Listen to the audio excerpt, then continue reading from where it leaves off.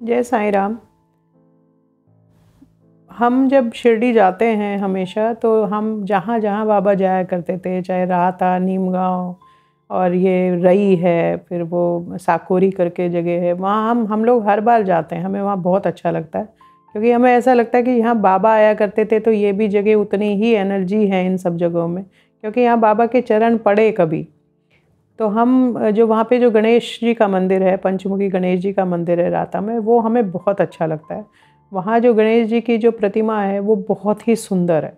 तो जब मेरी छोटी वाली बिटिया है आस्था, उसका बर्थडे था, 30 अक्टूबर को बर्थडे होता है उसका। तो ये मतलब वो मेरे मन में जैसे चलता रहता था, तो ये बच्चों के मन में भी हमेशा रहता है कि बाबा आशीर्वाद देंगे, कैसे देंगे वो इनको नहीं पता होता। वो हमें भी नहीं पता होता कि बाबा किस रूप में आशीर्वाद देंगे, लेकिन एक इच्छा इनको रहती है, क्योंकि इनको मालूम है कि बाबा इनको बहुत प्यार करते हैं और ये बाबा को बहुत प्यार करते हैं।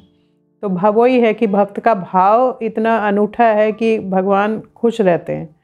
तो वही चीज़ है कि जब हम इसका बर्थडे हुआ, तो उस समय हम लोग शिरडी में ही थे, और जब दिवाली के उसमें ही हम गए थे, तो वो 4 दिन पहले से ही मेरे पीछे पड़ गई थी, मम्मा बाबा मुझे क्या देंगे, दीदी को तो ये दिया था, मम्मा बाबा मुझे क्या देंगे, पापा को तो ये दिया था।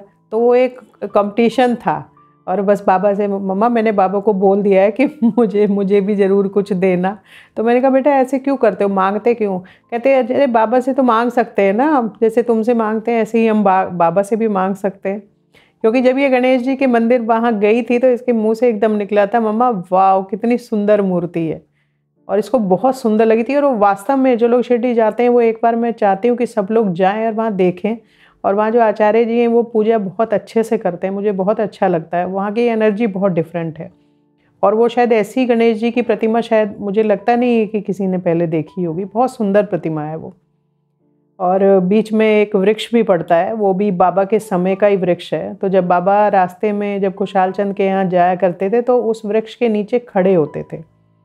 तो ये कहा जाता है कि उसकी 3 पत्ती जो हैं, मतलब अगर ये उसकी 3 पत्ती एक साथ अगर जैसे तोड़ के अगर अपने पास हम रखते हैं और वो प्रणाम करते हैं, वो वृक्ष की परिक्रमा भी करते हैं, पता नहीं लोगों को ये जानकारी है या नहीं है, तो वहाँ पे रुकना चाहिए बीच में, तब आगे जाना चाहिए। वहाँ पे सारा विवरण दिया हुआ है कि ये वृक्ष की क्या इम्पोर्टेंस है।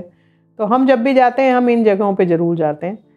तो जो भी बाबा जो भी चीज़ देते हैं, वो इनको मेरे थ्रू ही मिलती है, क्योंकि मेरे ही हाथ में वो आती है और मैं ही इनको फिर आगे देती हूँ। तो मैं इनको थोड़ा सा देर में देती हूँ, इनकी एंग्जाइटी देख के। ऐसा नहीं है कि कोई परेशान करने की भावना मेरे अंदर है, लेकिन मैं इनका वो रिएक्शन देखने के लिए व्याकुल रहती हूँ कि मैं जब इनको बताऊँगी कि बाबा ने दिया कुछ, तो फिर इनका रिएक्शन क्या होगा।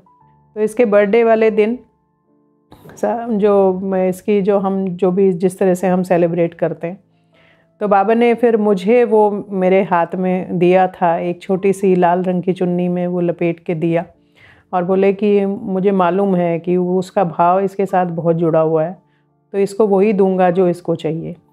तो बाद में जब हमने खोल के देखा, तो वही पंचमुखी गणेश जी थे, जिनकी हम गुणगान हम कर रहे थे और जो हमें बहुत पसंद थी। और वो बहुत ही प्यारी सी छोटी सी बहुत ही सुंदर मूर्ति है वो, और देखने में बहुत ही अद्भुत लगती है। कहते हैं ना कि भगवान से मिली तो कोई भी चीज़ तो अद्भुत होनी ही है। तो वही मैंने जब उसको दिया तो रोने लगी खुशी से, क्योंकि वो तो पीछे पड़ी हुई थी बाबा के।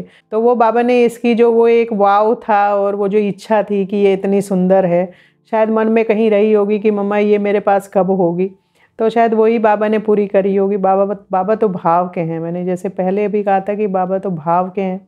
वो चाहे एक बच्चे का भाव है या बड़े का भाव है, उनके प्रति जो भाव और विश्वास है, उसी के ये सब प्रसाद हैं। और मैं यही कामना करती हूँ कि हमारा जो भाव है, हमारी जो भक्ति है, वो सभी की वो दिन प्रतिदिन बढ़े, और बाबा का आशीर्वाद इसी तरह सबके ऊपर बना रहे।